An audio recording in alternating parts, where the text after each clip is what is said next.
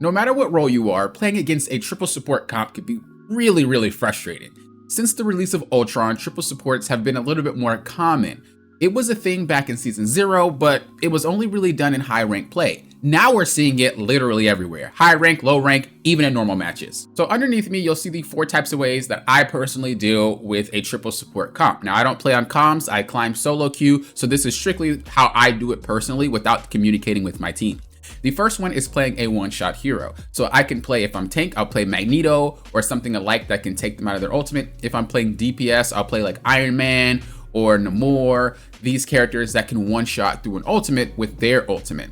Now, you don't need to play a one-shot hero. If you play something with high damage, it could still equal a one-shot threshold. As an example, if I'm playing Hela and I ulted and one of my teammates hit the same target, it's going to break the threshold and it's going to one-shot the character. So yes, a one-shot character is nice, but if you just have a high damage character and you sync your shots together, you will still equal the one-shot damage. It doesn't need to really just be you. The second thing that we have is baiting out their ultimates. So usually if a support gets scared or they notice someone very low and they get scared, they're going to just straight up ult. It happens all the time, and so a great way to do this is try to pick a character that is very good at spooking people. So Black Panther, Spider-Man, Iron Fist, Hawkeye, Hela, these are characters that'll get someone low. Magneto, Emma, you get them low enough, they will just straight up ult, and that'll be a way to waste their ultimate on the enemy team.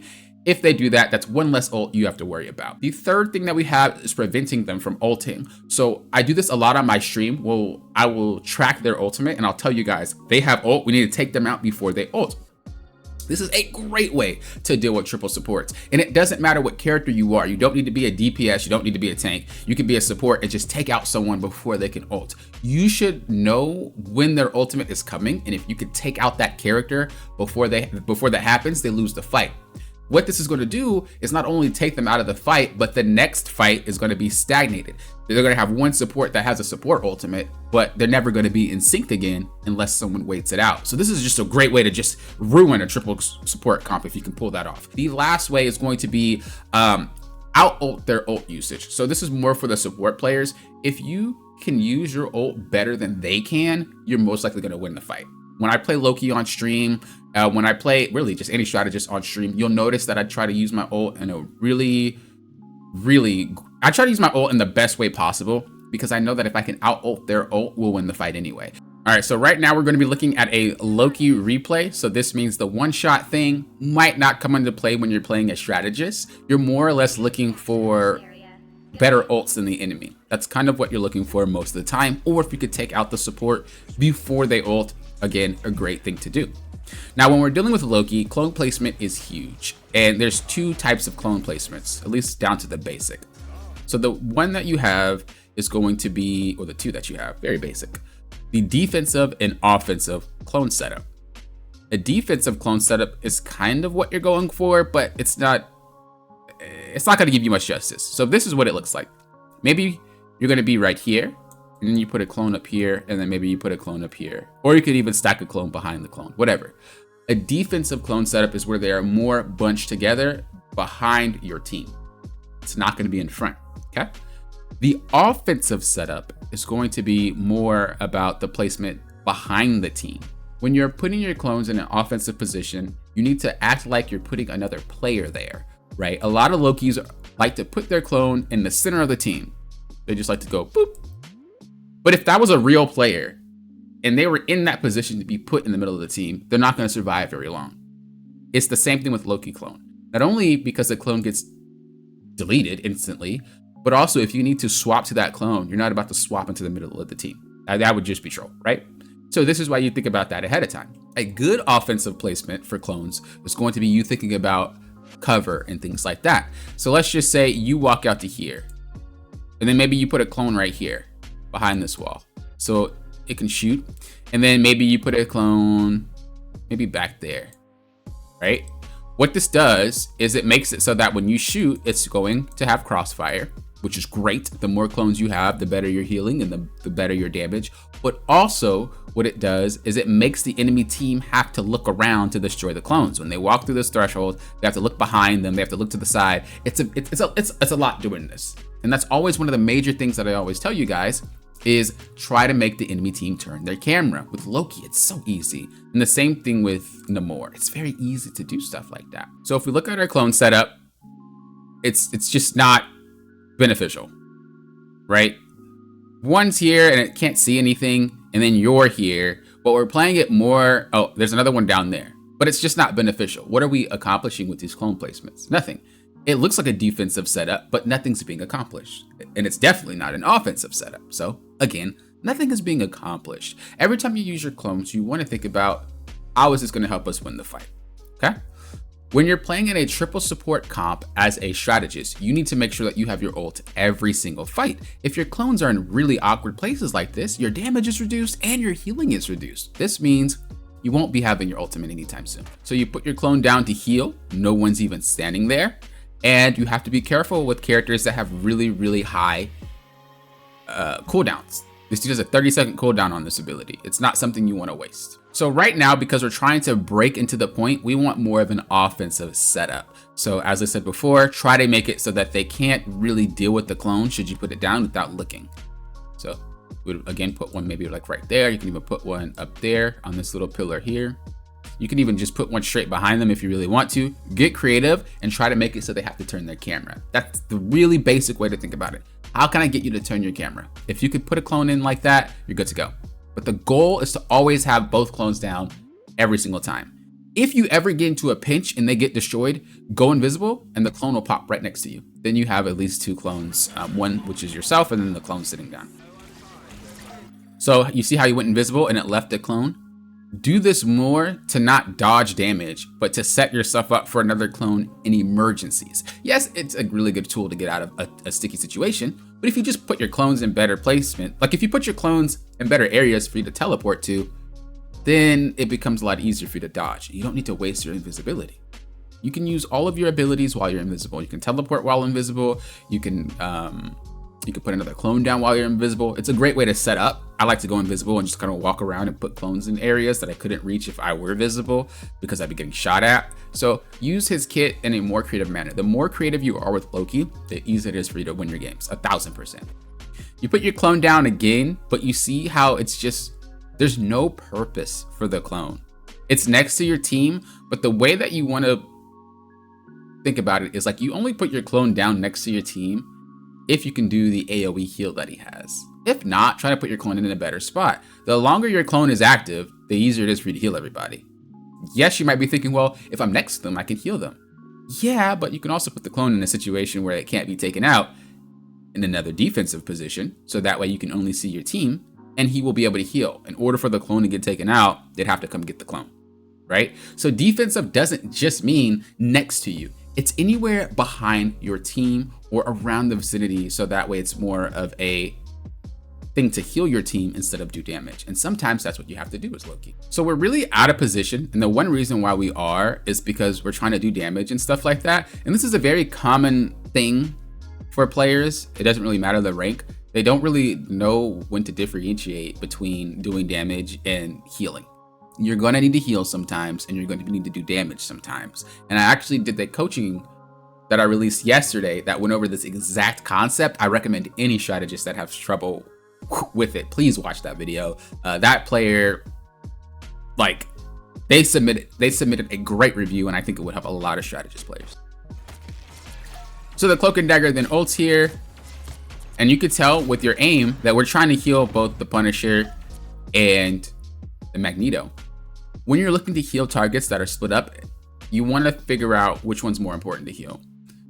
Who gets KO'd quicker, the Punisher or Magneto? It's going to be the Punisher. So we want to make sure that we're healing this guy until he's safe. Once we're done, then we go to Magneto. You see how we're not even focused on the Punisher? He shouldn't have been there in the first place, don't get me wrong, but Magneto was fine. Magneto could have helped. You see how long he's holding and you're not even healing him. So whenever you're in a situation like that where you need to figure out who to heal more, just think about who's more important at that time. And the Punisher was, because he was getting low the quickest. So Magneto is getting ready to throw his ultimate. We can't always be sure that it's going to land, so try to just do damage to the target. You see? Yeah, keep doing that. because the lower you get, the less the lower of a threshold you make it for Magneto, the easier it is for him to do damage. And this is one of the points that I was making. You might not be able to one-shot, but if you have a character with really high damage and you hit them at the exact same time, it can break the threshold. Now, unfortunately, she healed through it, so it's going to be all on Magneto, but if you could have popped her once, it'd be a little bit lower for him. Luckily, he was able to get it anyway, so it doesn't matter, but really think about that. You could help KO a lot of targets. Hawkeye, you can help him. Hela, you can help her. Again, Magneto, you can help him. Venom, you can help him. All these characters that can one-shot pretty easily, if you can just put a little bit of damage on them right before they do the ability, then you'll be good to go. In a situation like this, you never really want to focus on flyers. It's next to impossible to do damage on flyers. However, there's a neat little trick that expands his hitbox. I don't really know why it does, but it does. What you want to do is you want to set up a triangle with his clones. So an offensive position. And then if you try to shoot them, the hitbox is expanded. I'm going to assume because you have 3 Lokis, there's 3 players shooting at him. That's the best I got, but I don't really care about the specifics. It's just easier to do it. So give it a try and practice and you'll see what I mean. Other than that, you shouldn't really be focusing your attention on trying to hit things that are flying. Not only are you wasting energy, but you're wasting ammo and you're wasting the healing that you could have been putting out onto your team or the damage you could have been putting out on your team. So just always think about that. Okay, now we have the push. Now we're pretty much at the advantage. Put our clones in offensive positions. When you can do that, you're going to be able to be very impactful. So how we would do it is I would probably put a clone right here. And then I would put a clone right here. That way, whenever they walk through, they're going to get shot and they have to look around to try to figure out where you put your clones. Another cool trick that you can do that I don't see a lot of Loki players do is put your clone on top of her nest. Then what you do is, depending on how you put it down. So let's just say you put the clone like right here, right? You can even put it on top of the nest. It doesn't really matter. But then what you're going to do is you're going to turn your camera towards the nest. So if I were you, let's just say I put it down and I'm right there, right? I would turn around, look down, and then shoot. You'll hear the nest getting hit. And when it's broken, you'll obviously get the notification. This is a great way to take out Penny nests with Loki clones. I'm sorry, Penny mains, but hey, had to be done. So again, I would like to see offensive positioning. We're just not getting a lot of value out of our clones at all. We can even look at our clones and see what they're hitting. So let's see. You see, it's hitting the wall. So that's not value. What is this one hitting? Oop, let's go back a little bit.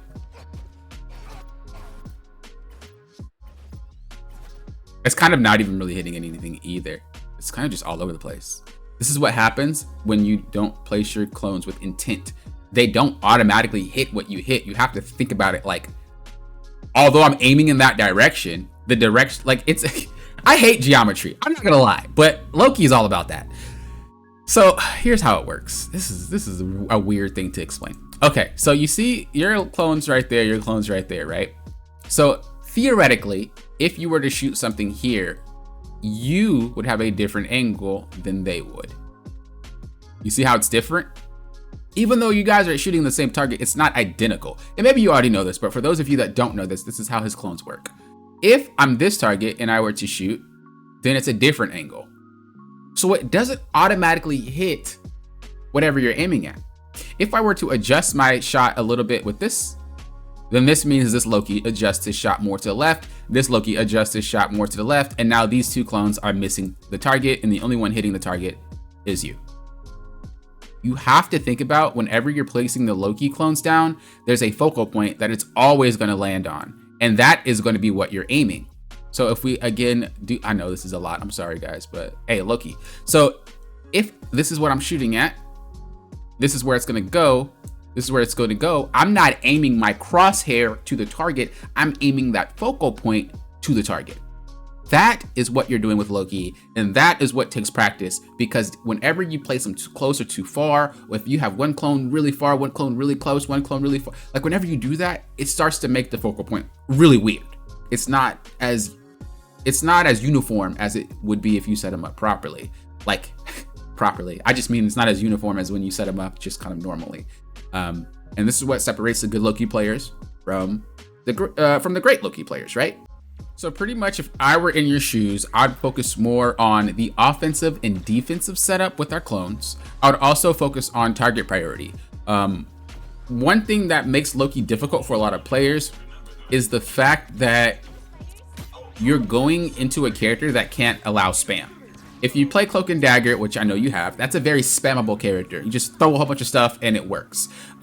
Luna Snow's another one. Rocket's another one. Like, mostly all healers in this game, aside from Loki, maybe Jeff. Jeff can't really spam anymore either. They allow spam. A lot of characters in this game are very spam heavy, but there are a few selected characters in each role that doesn't allow spam. And so you're going to need to hold yourself back from spamming your shots. You're going to need to hold yourself back from spamming your abilities, from spamming your clones, and really do things with more intent. If you can pull that off, you will start to become a really good Loki player. And after you learn that aspect of this character, then you will start to be able to have an easier time with him. He's only difficult because we haven't thought about that yet. So whenever you're looking to heal somebody, have intent. Whenever you're putting your clones down offensively or defensively, have intent. Whenever you're using your ultimate, have intent. All this stuff is crucial when you are playing Loki. As always, if you guys would like your replay reviewed, check that highlighted pinned comment down below. Lunar, the person that I reviewed in this replay, is actually a member as well. So Lunar, thank you for being a member, as well as all the other members. It helps support the channel. It allows me to do free VOD reviews, free coachings, free events that help you guys learn. All of that is because of the members. If you guys would like to support that cause, please click that join button down below and become a member. Not only do you help support the channel, but you do get to jump in front of the line on everything. So your reviews get done first, free coaching is first if I do it. Other events, you just get to jump in front of the line. So that's something that you enjoy, just hopping in front of the line of everybody. Check that out. Not only does it help to support the channel, as I said before, but you do get some goodies as well. Thank you guys for watching, and until next time, you know what I always say. Thank you guys for doing what? Hopping often. We'll often.